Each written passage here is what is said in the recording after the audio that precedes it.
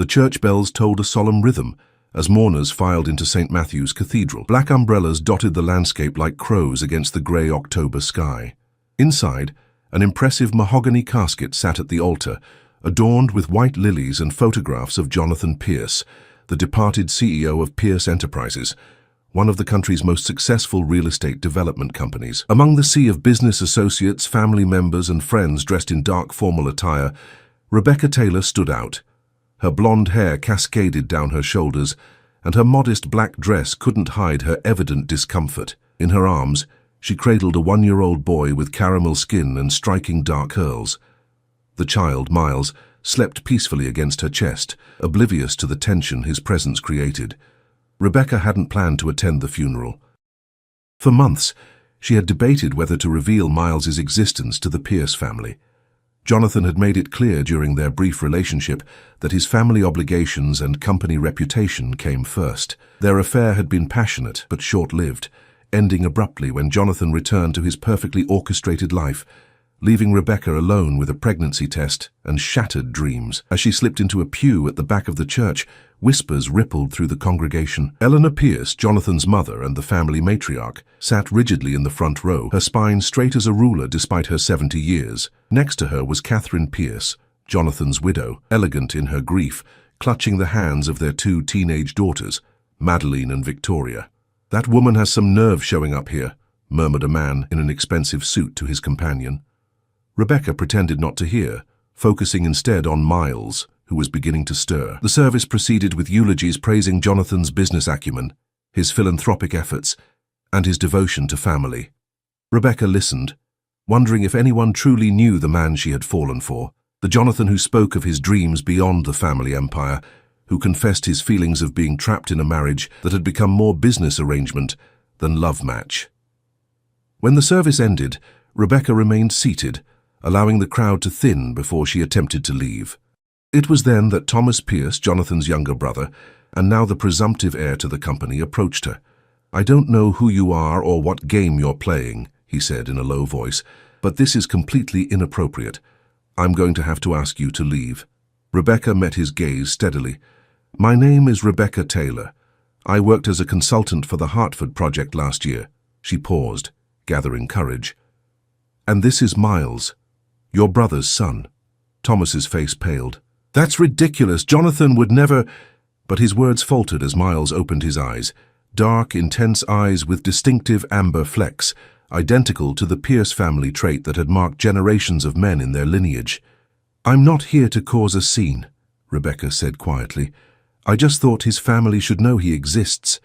Miles deserves to know his heritage, even if Jonathan chose not to acknowledge him." Thomas stared at the child, transfixed. The resemblance was undeniable.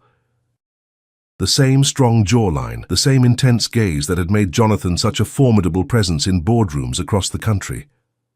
"Wait here," Thomas said finally, his voice strained. Rebecca watched as he made his way to Eleanor Pierce, whispering urgently in her ear. The elderly woman's head snapped up, her eyes searching the church until they landed on Rebecca and Miles. For a moment, time seemed to stand still as grandmother and grandson regarded each other across the crowded room. Eleanor rose slowly, her movements deliberate. Catherine noticed and followed her gaze, her perfectly composed face crumbling as she realized what she was seeing. The two Pierce women exchanged words, Catherine's expression shifting from shock to anger as Eleanor began making her way toward Rebecca. Rebecca's heart hammered. She hadn't expected this direct confrontation, had hoped perhaps for a more private meeting later. Miles, sensing her anxiety, began to fuss.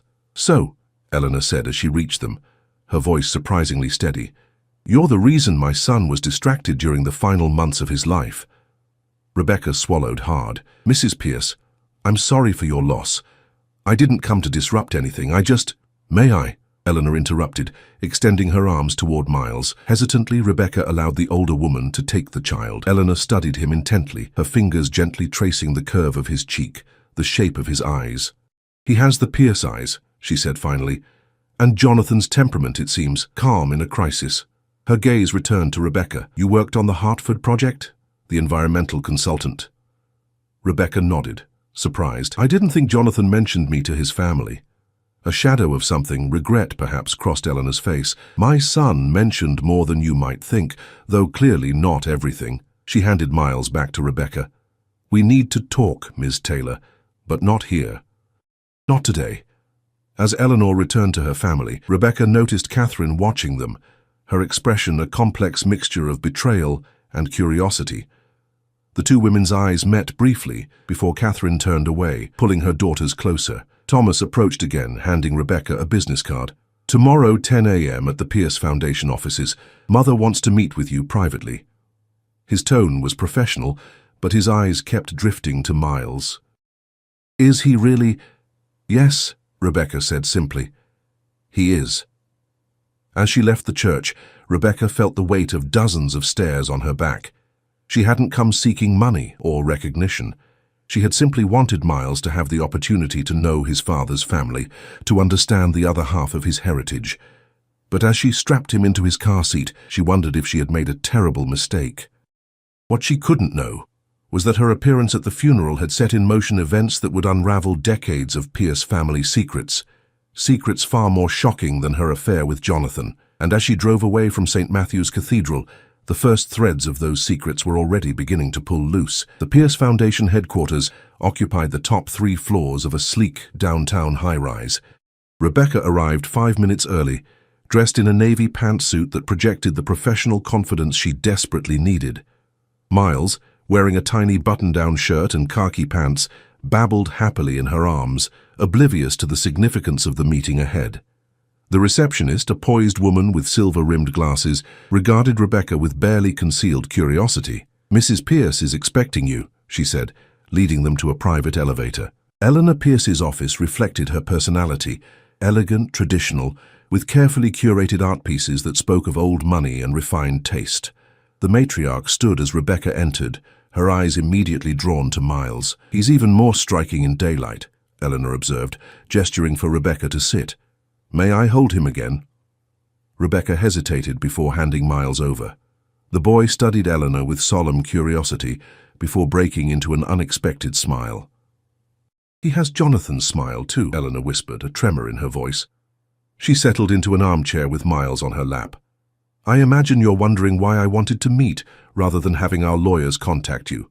I didn't come for money, Mrs. Pierce, Rebecca said firmly. I have a good job. I provide well for Miles. Eleanor raised an eyebrow. Environmental consulting pays that well, does it? I've recently started my own firm, Rebecca explained. We specialize in sustainable development solutions for corporate clients. The Hartford project was my last as an employee. Jonathan was supportive of my ambitions. Eleanor nodded slowly. That sounds like my son, always seeing potential where others didn't. She paused, studying Rebecca intently. How much did Jonathan tell you about our family? Not much, Rebecca admitted. He mentioned business pressures and family expectations, that his marriage was...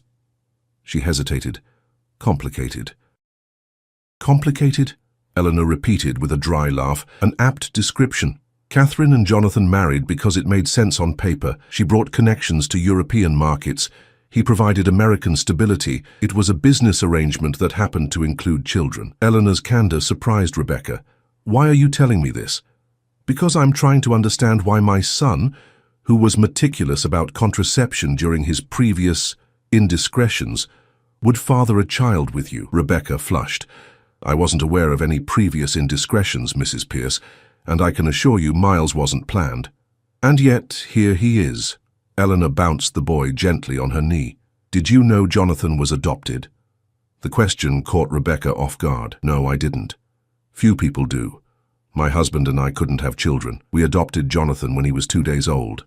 It was a private arrangement, very expensive, very discreet. Eleanor's voice remained steady, but her eyes had grown distant. Thomas came along later, naturally, when the doctors had given up hope. A miracle, they called him. Rebecca tried to process this revelation. Did Jonathan know he was adopted? We told him when he was 18, he took it poorly, became obsessed with finding his birth parents. Eleanor sighed.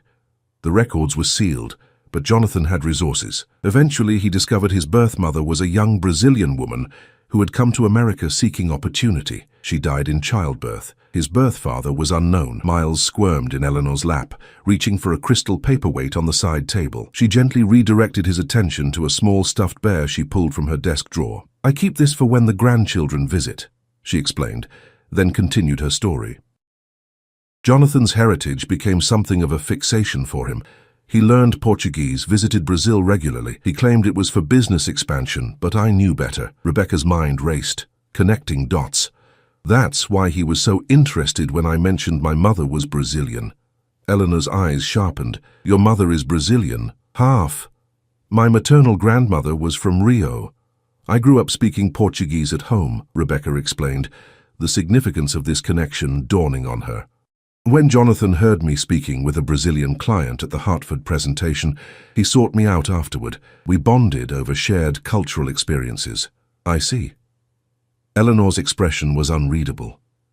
"And did my son know you were pregnant before he died?" Rebecca's throat tightened. "I told him 3 months before the accident. He asked for time to figure things out. Then—" She struggled to maintain composure. "Then he stopped returning my calls. The last time we spoke, he said he needed to focus on his family obligations. I decided to respect that." Eleanor nodded, seemingly unsurprised. "Jonathan was a brilliant businessman, but a coward in personal matters, always running from difficult conversations." She studied Miles, who was now contentedly playing with the bear. "The Pierce family has significant Brazilian business holdings now, thanks to Jonathan's expansion efforts. Did you know that?" Rebecca shook her head. "The timing of your appearance at the funeral is interesting," Eleanor continued. "The reading of Jonathan's will is scheduled for tomorrow." Rebecca stiffened. "I told you, I'm not after money." "Perhaps not, but Jonathan may have had other ideas." Eleanor returned Miles to Rebecca's arms and retrieved a folder from her desk. "My investigators have been quite thorough in the last 24 hours. Rebecca's stomach dropped. "You investigated me?" "Of course I did. A strange woman appears at my son's funeral with a child claiming Pierce heritage. I'd be a fool not to." Eleanor slid the folder across the desk. "Your credentials are impressive. Your firm is small but growing. No criminal record, excellent credit score. You appear to be exactly who you claim to be." Rebecca wasn't sure whether to feel validated or violated. "So, what happens now?" Eleanor glanced at her watch. "Now, we're going to be joined by Catherine. She insisted on meeting you, and I've learned it's easier not to oppose my daughter-in-law directly." As if on cue, there was a knock at the door, and Catherine Pierce entered, immaculately dressed in a charcoal suit, her dark hair pulled into a sleek chignon. Her eyes immediately fixed on Miles. "So this is him," she said, her voice controlled but edged with emotion. "May I?" Rebecca reluctantly handed Miles over once more, feeling increasingly like her son was becoming a Pierce family exhibit. Catherine studied him with clinical detachment. "The resemblance is remarkable," she conceded. "Has DNA testing been discussed?" "Catherine," Eleanor warned. "It's a reasonable question," Catherine countered. "If this child is to be acknowledged as a Pierce, we should be certain." "I have no objection to DNA testing," Rebecca said quietly. "Miles deserves to know his heritage with certainty." Catherine nodded, returning Miles to Rebecca. "I appreciate your cooperation. Contrary to what you might think, I'm not here to vilify you. Jonathan and I had an understanding." "An understanding?" Rebecca echoed. "Our marriage fulfilled its purpose," Catherine said matter-of-factly. "We raised 2 wonderful daughters and built a powerful corporate legacy. Romantic passion wasn't part of our arrangement, nor was exclusivity, provided discretion was maintained." Rebecca struggled to reconcile this cold pragmatism with the emotional turmoil she'd experienced when Jonathan ended their relationship. "What Catherine is trying to say," Eleanor interjected, "is that your relationship with Jonathan isn't what brought you here today. It's what that relationship produced." She nodded toward Miles.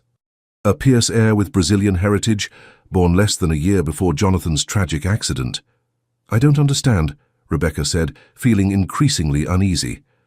Catherine and Eleanor exchanged glances before Catherine spoke. "There are certain provisions in Jonathan's will tied to his Brazilian heritage project, provisions that could be significantly impacted by Miles' existence." Before Rebecca could respond, the office door opened again and Thomas Pierce entered, his expression grim. "Sorry I'm late," he said, nodding curtly to Rebecca. "I've just come from a meeting with the board. There's a problem with the Rio deal." Eleanor's face tightened. What kind of problem? The kind that makes me wonder if my brother's accident was actually an accident, Thomas replied, his eyes shifting meaningfully to Miles, and whether Miss Taylor's appearance might be more than coincidence. Rebecca clutched Miles closer, a chill running through her. What are you implying? Thomas approached, his voice low and intense. What do you know about Project Karaoke? The name triggered a memory, Jonathan mentioning it during their last conversation, something about family roots and historical justice. She'd thought it was just pillow talk, the kind of vague business reference executives made to sound important. Only that Jonathan mentioned it once, she admitted. He never explained what it was. Thomas studied her face, seemingly weighing her sincerity. Tomorrow at the will reading, we're all going to learn exactly what Jonathan had planned, and I have a feeling your son is going to be right at the center of it. As Rebecca left the Pierce Foundation with Miles drowsing against her shoulder, she couldn't shake the feeling that she had stumbled into something much larger and more dangerous than a simple acknowledgement of paternity. Jonathan had secrets worth killing for, and somehow she and Miles had become entangled in them. The conference room at Hargrove, Winters and Associates law firm exuded old-world gravitas, with its mahogany paneling and oil paintings of stern-faced founding partners. Rebecca sat awkwardly at the massive table, feeling out of place among the Pierce family and their entourage of advisors. Miles was with her neighbor, Mrs. Patel, who had graciously offered to babysit after sensing Rebecca's anxiety that morning. "Thank you all for coming," said Walter Hargrove, Jonathan's personal attorney for over 20 years. His silver hair and wire-rimmed glasses gave him the appearance of a distinguished professor rather than a corporate lawyer. Before we begin the formal reading of Jonathan Pierce's last will and testament, I must address the unexpected development brought to my attention yesterday. His eyes settled on Rebecca momentarily before scanning the room. I've been presented with documentation suggesting the existence of a previously unacknowledged heir, a minor child named Miles Taylor. In such circumstances, prudence dictates we verify paternity before proceeding with matters that could affect inheritance. Catherine Pierce nodded approvingly. Eleanor remained impassive, while Thomas fidgeted with his gold cufflinks, a nervous habit Rebecca had noticed during their previous meeting. "That won't be necessary, Walter," Eleanor interjected. "I've already arranged for expedited DNA testing. The results arrived this morning." She removed an envelope from her handbag and passed it to the attorney. "Miles Taylor is indeed Jonathan's biological son." A murmur rippled through the room. Madeline and Victoria, Jonathan's teenage daughters, exchanged shocked glances. They had been civil but distant toward Rebecca when introductions were made, clearly unsure how to process her presence. Walter reviewed the documents and nodded. "Very well. In light of this confirmation, we shall proceed with the reading." He opened a thick folder and cleared his throat. The will follows standard provisions regarding personal effects and specific bequests, which I'll summarize briefly before addressing the more complex aspects. Rebecca listened as Walter detailed Jonathan's bequests: art collections to museums, charitable donations, personal items to family members and close friends. Catherine would retain their primary residence and vacation properties, while his daughters each received trust funds that would mature when they turned 25. "Now, regarding Pierce Enterprises," Walter continued, "Jonathan has structured a somewhat unconventional arrangement." He paused as if bracing himself. 51% of his controlling shares will be placed in trust for his son, Miles Taylor, to be managed by Ms. Rebecca Taylor as trustee until Miles reaches the age of 25. The room erupted in protests. Thomas shot to his feet, his face flushed with anger. "This is absurd. Jonathan built this company with me. I've been COO for 7 years, preparing to take over. Now you're saying control goes to a child who didn't exist in our lives until yesterday?" "Thomas, please," Eleanor said sharply. "Let Walter finish." Walter adjusted his glasses. "There are conditions attached to this bequest. The shares will only transfer to Miles's trust upon completion of what Jonathan has termed Project Karaoke. In the interim, voting rights for these shares will be exercised jointly by a committee consisting of Eleanor Pierce, Catherine Pierce, and Rebecca Taylor, with Eleanor holding the deciding vote in case of deadlock. Rebecca felt the weight of all eyes in the room. "I don't understand. What exactly is Project Karaoke?" Walter retrieved a sealed envelope from his folder. "Jonathan left specific instructions that this document be opened only after confirmation of Miles's paternity and in the presence of all parties named in his will. With methodical precision, he broke the seal and unfolded several pages. As he read silently, his expression grew increasingly grave. "It appears," he said finally, that Jonathan had uncovered information regarding his biological origins that led him to identify certain assets in Brazil that he believed rightfully belonged to his birth mother's family, assets that were allegedly misappropriated in the 1980s through fraudulent business practices. Walter continued reading. Project Carioca is Jonathan's initiative to investigate these claims and, if substantiated, to restore these assets to their rightful owners. He had apparently been working on this project for several years, employing private investigators and legal experts in Brazil. "This is preposterous," Thomas interjected. "Jonathan never mentioned any of this to me, and we discussed everything related to the company." "Not everything, it seems," Catherine said quietly. Her composed demeanor had given way to genuine surprise, though it does explain his frequent trips to Rio over the past 5 years. Eleanor remained silent, her expression unreadable, but Rebecca noticed her hands trembling slightly. "The document further stipulates," Walter pressed on, "that the completion of Project Carioca is a prerequisite for Miles's inheritance. Jonathan believed that honoring his maternal heritage was essential before his son could rightfully claim the Pierce legacy." Rebecca struggled to process the implications. "Are you saying Jonathan expected us, to pursue some kind of historical justice claim in Brazil?" "Not just any claim," Thomas said, his voice tight with controlled fury. "He's talking about the Silveira properties, the foundation of our South American operations."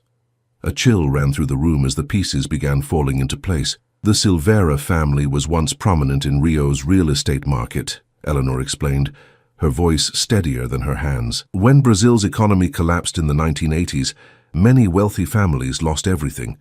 Pierce Enterprises acquired numerous properties during that period, including several Silveira holdings." "Jonathan believed these acquisitions were fraudulent?" Rebecca asked. "The transactions were completely legal," Thomas insisted. "Our father was a shrewd businessman who recognized opportunity. There was nothing improper about those deals." Walter cleared his throat. "According to Jonathan's research, which is extensively documented here, Pierce Enterprises allegedly bribed government officials to falsify records showing the Silveira family had defaulted on loans, allowing the properties to be acquired at a fraction of their value. And if Jonathan's birth mother was a Silveira," Rebecca began. "Lucia Silveira," Eleanor confirmed quietly, "the daughter of Eduardo Silveira, who died of a heart attack after losing his family's fortune." The revelation hung in the air like a thundercloud. Jonathan had discovered his biological grandfather had been ruined by the very family that later adopted his orphaned grandson, a twisted circle of fate that seemed almost too cruel to be coincidental. Victoria, who had remained silent until now, spoke up. "Did Dad know? When he was running the company, did he know our success came from something so wrong?" Eleanor exchanged a long look with Catherine before responding. "Jonathan discovered his connection to the Silveiras approximately 5 years ago. It changed him. He became distant, preoccupied. That's when the trips to Brazil began." 5 years ago, Rebecca murmured. The timeline aligned perfectly with the gradual expansion of Pierce Enterprises into environmental sustainability projects, the very reason Rebecca's consulting firm had been hired for the Hartford development. He was trying to make amends by destroying his family's company, Thomas countered bitterly. "The Rio properties represent nearly 30% of our total assets. If we were to restore them, as Jonathan suggests, Pierce Enterprises would be crippled. Perhaps that's why he created a backup plan," Walter interjected, continuing to read from Jonathan's document. Jonathan established a separate corporate entity, Carioca Holdings, which has been developing alternative business models for Pierce Enterprises, focusing on sustainable development and ethical investment. He envisioned this as the future of the company, regardless of the outcome of the Silveira restitution. Catherine leaned forward, suddenly alert. "Is this the subsidiary he formed in partnership with Green Future Developments?" Walter nodded. "The very same." According to these documents, Carioca Holdings has been quietly acquiring properties and investment positions that would effectively replace the revenue stream from the Rio properties within 5 years of full implementation. Thomas laughed incredulously. So my brother was orchestrating a complete company transformation behind our backs, and now we're supposed to follow this elaborate plan, or his illegitimate son doesn't inherit? This is madness. It's his dying wish, Eleanor said firmly. And as the primary shareholder until this situation resolves, I intend to honor it. Thomas slammed his fist on the table. This isn't about honoring Jonathan's wishes. This is about you feeling guilty because you and Dad built our fortune by destroying Jonathan's birth family. He turned to Rebecca. And you, how convenient that you appear with the perfect heir just as this all comes to light. Did Jonathan tell you about his little redemption project when you were together? Is that why you got pregnant? A Brazilian-American child would make the perfect heir to cement his ridiculous legacy. That's enough, Thomas, Eleanor commanded. Rebecca stood, trembling with anger. I knew nothing about any of this until yesterday. Jonathan never told me about his adoption, his birth family, or this project. Our relationship had nothing to do with his heritage or business plans. Then why did he put your son in his will? Thomas demanded. Why make a child he never acknowledged the heir to everything? Because he came to see me the day before his accident, Rebecca said quietly, the memory washing over her with painful clarity. He said he'd made mistakes, that he wanted to be part of Miles's life after all. He said he was fixing things and would explain everything soon. Her voice broke. That was the last time I saw him. A heavy silence fell over the room, broken only when Walter spoke again. There's one more element to address, he said solemnly. Jonathan explicitly states his belief that if anything were to happen to him before Project Carioca's completion, it would not be accidental. He looked up from the document. He feared that certain parties might go to extreme lengths to prevent the truth about the Silvera acquisitions from coming to light. The implication hung in the air, unspoken but unmistakable. Jonathan Pierce's fatal car accident might not have been an accident at all. Rebecca thought of Miles, innocently playing at Mrs. Patel's apartment, unaware that his existence had just placed him at the center of a decades-old conspiracy that had already claimed his father's life. A conspiracy that might now be turning its attention to her. I want protection for my son, she said firmly. If there's any chance Jonathan was murdered over this, Miles could be in danger too. Eleanor nodded grimly. I've already arranged security for both of you, but protection isn't enough. We need to finish what Jonathan started, not just for Miles's inheritance, but for justice. Catherine, who had been quietly contemplative, finally spoke. Jonathan kept a private office in the guest house. He never allowed anyone inside, not even me. Perhaps we should start there. As the meeting adjourned, Rebecca found herself walking alongside Madeline and Victoria, Jonathan's daughters who were now, in some strange way, Miles's half-sisters. We don't blame you, Madeline said suddenly. Dad wasn't happy with Mom for years. We knew that. Victoria nodded. And it's not Miles's fault either. If Dad wanted him to have part of the company, then that's what should happen. Their unexpected support touched Rebecca, offering a glimmer of hope amid the brewing storm. But as Thomas brushed past them, his face dark with barely contained rage, Rebecca couldn't shake the feeling that the most dangerous revelations were yet to come. Jonathan's private office in the guest house was nothing like Rebecca had imagined. Instead of the sleek corporate minimalism that characterized his workspace at Pierce Enterprises, this room felt deeply personal. Brazilian landscapes adorned the walls, interspersed with black and white photographs of Rio de Janeiro from the 1970s and 80s. A vintage record player sat in one corner with a collection of bossa nova vinyl. The space smelled faintly of coffee and sandalwood. He spent most weekends here, Catherine said, her voice softer than Rebecca had heard before. Especially this past year. Eleanor ran her fingers along a bookshelf filled with Portuguese literature and historical texts on Brazil's economic development. This is where he was truly himself, I think. Rebecca felt like an intruder in this intimate space, witnessing a side of Jonathan his family had accepted, while she had only glimpsed it during their brief time together. Miles squirmed in her arms, reaching toward a colorful woven tapestry on the wall. He has Jonathan's curiosity, Catherine observed, surprising Rebecca with the warmth in her tone.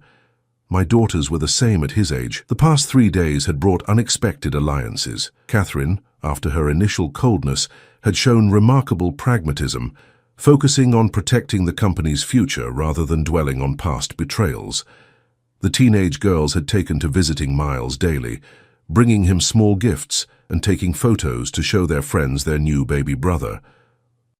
Thomas, however, had grown increasingly volatile, especially after the preliminary police report suggested Jonathan's brake lines had indeed been tampered with, confirming their worst suspicions. "We should focus on the desk," Eleanor directed, her practical nature reasserting itself. "If Jonathan kept evidence about Project Karaoke, it would be there." The antique mahogany desk dominated the room. Its surface was meticulously organized with a laptop, several notebooks, and a framed photograph of a young Brazilian woman, Lucia Silveira, Jonathan's birth mother. Rebecca set Miles down on a plush rug with some toys that Victoria had brought over, then joined the others at the desk. Catherine typed in a password explaining that Jonathan had shared certain codes with her for emergency situations. "He was always prepared for contingencies," she said, a hint of admiration in her voice. It was what made him such an effective CEO. The laptop sprang to life, revealing dozens of encrypted folders. Catherine navigated to one labeled Familia and entered another password.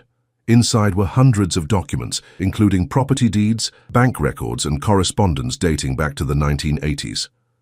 "Here," Eleanor said, pointing to a file named Eduardo Timeline. Catherine opened it to reveal a meticulously documented history of the Silveira family's downfall, complete with evidence of falsified loan defaults, backdated property transfers, and bribes to government officials. Rebecca's environmental background suddenly proved valuable as she recognized familiar patterns. "These are classic tactics used in land grabs worldwide," she explained, scanning the documents.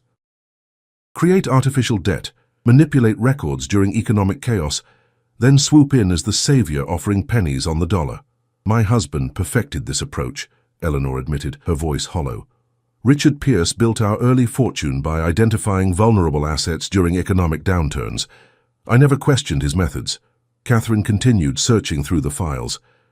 "There's a folder here labeled Restitution Plan," she said, opening it to reveal detailed financial projections, legal strategies, and a step-by-step implementation timeline. "Jonathan had everything prepared," Rebecca marveled, scanning the comprehensive documents. "He wasn't just acknowledging the wrong. He had developed a complete solution that would protect the company while restoring justice.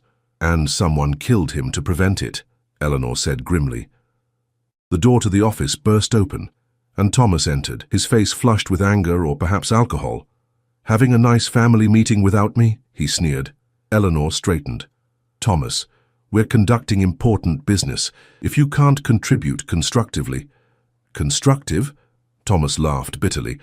"Like Jonathan's plan to dismantle everything our father built, like bringing in this woman and her child to replace me." He gestured dismissively toward Rebecca and Miles. "No one is replacing you, Thomas," Catherine said calmly. "Jonathan's plan actually preserves your position as COO. Look." She turned the laptop screen toward him, displaying an organizational chart that clearly showed Thomas maintaining operational control of the restructured company. Thomas barely glanced at it. "You're all so easily manipulated by his noble crusade. Did any of you actually verify these so-called crimes against the Silveiras, or are we taking Jonathan's word for everything?" "The evidence is quite thorough," Eleanor replied, "and the private investigators confirmed—" "Investigators Jonathan hired and paid," Thomas interrupted, hardly impartial. Rebecca had been watching Thomas carefully, noticing how his eyes kept darting to a particular filing cabinet in the corner. While the others argued, she quietly moved toward it. "What are you doing?" Thomas demanded, suddenly alert. "Just curious about what's in here," Rebecca replied, testing the drawer and finding it locked. Thomas moved with surprising speed, positioning himself between Rebecca and the cabinet. "That's private family business. You have no right." Eleanor's eyes narrowed. "Thomas, move aside." "Mother, you can't possibly—" "Now, Thomas." The authority in Eleanor's voice still commanded respect. Thomas stepped away, his jaw clenched in barely controlled fury. Catherine found a key in Jonathan's desk drawer and handed it to Eleanor, who unlocked the cabinet. Inside was a single red folder labeled Thomas Contingency. As Eleanor reviewed the contents, her expression shifted from curiosity to horror. "Thomas," she whispered, "what have you done?" The documents revealed a shocking truth. Thomas had been systematically embezzling from Pierce Enterprises for years, hiding millions in offshore accounts. More damning still were records of his communications with the same corrupt officials in Brazil, who had helped orchestrate the original Silveira fraud, officials who were now helping Thomas bury evidence that might support Jonathan's restitution claims. "You were working against your own brother," Catherine said, the realization dawning. "You knew about his plans because you were monitoring him." Thomas's demeanor changed, cold calculation replacing defensive anger. Jonathan was going to destroy everything with his misguided guilt. Someone had to protect our legacy. "By stealing from the company," Eleanor demanded. "By securing my future," Thomas shot back. "I knew once Jonathan discovered his precious Silveira connection, it was only a matter of time before he tried to make amends at our expense. I was right, wasn't I?" Rebecca edged closer to Miles, sensing the dangerous shift in the room's atmosphere. "Did you have your brother killed, Thomas?" Eleanor asked, her voice deathly quiet. Thomas's expression flickered between defiance and calculation. "I didn't want him dead. I just needed more time to secure my position. The mechanic was supposed to create a minor malfunction, something that would put Jonathan in the hospital for a while, give me time to move assets where he couldn't reach them." The confession hung in the air like poison gas. Catherine had gone pale, gripping the edge of the desk for support. "But things went wrong," Thomas continued, a strange detachment in his voice. "The brake failure was more catastrophic than planned. By the time I found out, it was too late." Rebecca had managed to position herself between Thomas and the door. Miles clutched tightly against her chest. The baby, sensing the tension, had gone unusually quiet. "You need help, Thomas," Eleanor said, reaching for the office phone. "I'm calling our attorney. We'll handle this privately if possible, but—" "No!" Thomas lunged for the phone, knocking Eleanor aside. In the chaos that followed, Rebecca saw him reach inside his jacket, producing a small pistol. "Everyone stay calm," he ordered, his voice eerily controlled. "We're going to resolve this situation sensibly." Catherine moved protectively toward Eleanor. "Thomas, think about what you're doing. This isn't you." "You don't know me," Thomas replied bitterly. "None of you ever did. Jonathan was always the golden child, even after you learned he wasn't really a Pierce by blood." "Put the gun down, Thomas," Rebecca said quietly, trying to shield Miles from the sight. "Think of your nieces. Think of this innocent child." Thomas's eyes fixed on Miles. "The ultimate irony, isn't it? Jonathan's orphaned son inherits everything, just like Jonathan himself." His hand trembled slightly, history repeating itself. The standoff might have ended tragically if not for Victoria and Madeline, who chose that moment to enter the office, stopping short at the shocking tableau before them. "Uncle Thomas?" Victoria gasped. "What are you doing?" The momentary distraction was all the security guard needed. Having heard the commotion from his post outside, he burst through the doorway, tackling Thomas to the ground. The gun discharged into the ceiling, sending plaster raining down as Miles began wailing in terror. In the aftermath, as police took statements and Thomas was led away in handcuffs, Rebecca found herself sitting beside Eleanor on the guest house porch, Miles finally asleep against her shoulder after the traumatic ordeal. "I never thought it would come to this," Eleanor said, looking decades older than she had just days before. "My family destroyed by secrets and greed." "Not destroyed," Rebecca corrected gently. "Changed, certainly. Wounded, yes, but not destroyed." Eleanor studied her thoughtfully. "You're remarkably resilient, Miss Taylor." "Rebecca, please." She adjusted Miles in her arms. "And resilience becomes second nature when you're a single mother." Eleanor nodded, her gaze drifting to the sleeping child. "Jonathan would be pleased to see us sitting here together. It was what he wanted. Reconciliation, restoration." "Will you really go through with his plan?" Rebecca asked. "The restitution to the Silveira descendants?" "Yes," Eleanor said firmly. "Not just because it's what Jonathan wanted, but because it's right. Pierce Enterprises will be stronger for it, built on a foundation of integrity rather than exploitation." She paused. "And Miles will inherit a legacy he can be truly proud of." 3 months later, Rebecca stood on the balcony of a hillside villa in Rio de Janeiro, watching as Miles took his first tentative steps across the terracotta tiles, giggling as he fell into Catherine's waiting arms. The implementation of Project Carioca was proceeding smoothly. Eleanor had taken personal charge, working closely with Brazilian authorities to identify living Silveira descendants who would benefit from the restitution fund. To everyone's surprise, the company's stock had actually risen following the public announcement of the initiative, with ethical investors flocking to support the unprecedented corporate accountability. Thomas had accepted a plea deal, avoiding a public trial that would have further damaged the family. In a strange twist of fate, his embezzlement had actually preserved enough assets to cushion the financial impact of the restitution plan. Catherine approached, carrying Miles. "He's getting more confident by the day," she observed, just like his father. Their relationship had evolved into an unexpected friendship. Catherine had proven to be a valuable mentor as Rebecca navigated her new role on the Pierce Enterprises board, while Rebecca's environmental expertise had opened new possibilities for the company's sustainable development initiatives. "The lawyers delivered the final trust documents this morning," Catherine continued. "Miles's future is secure, regardless of what happens with the company." Rebecca nodded, gazing out at the breathtaking view of Rio, a city that represented both tragedy and hope for the Pierce Silveira legacy. "I still can't believe how much has changed in just a few months." "Jonathan would be proud," Catherine said, "not for the first time. Of all of us."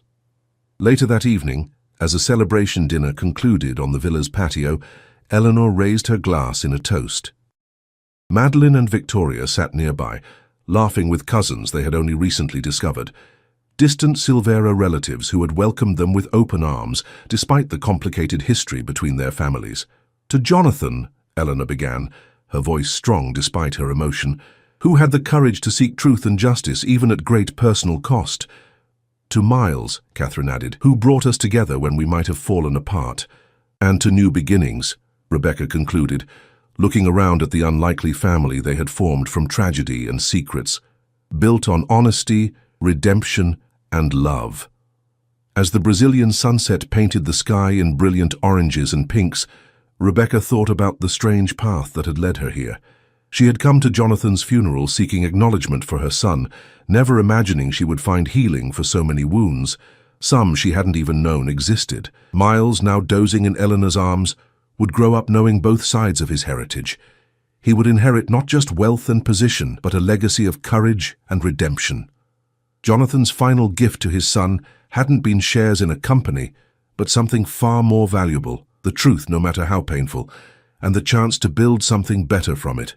Rebecca watched as the first stars appeared above Rio, the city where Jonathan's story had begun, and where in many ways it had now found its proper ending. Not all broken things could be perfectly mended, she reflected, but sometimes the repaired version was stronger and more beautiful than the original had ever been.